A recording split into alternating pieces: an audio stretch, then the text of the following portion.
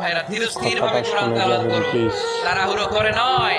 আনাস রাদিয়াল্লাহু তাআলা আনহু বলতেন, রুব্বা কারিল কোরআন ওয়াল কোরআন ইয়ালআনহু।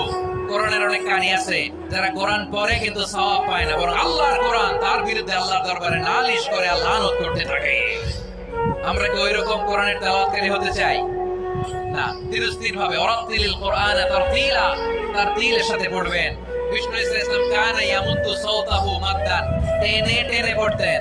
আলহামদুলিল্লাহি রাব্বিল আলামিন আর রহমানির রহিম মালিকি ইয়াউমিদ্দিন ইয়াকা না'বুদু ওয়া ইয়াকা নাস্তাঈন اهدنا الصراط المستقيم صراط الذين أنعمت عليهم غير المغضوب عليهم ولا الضالين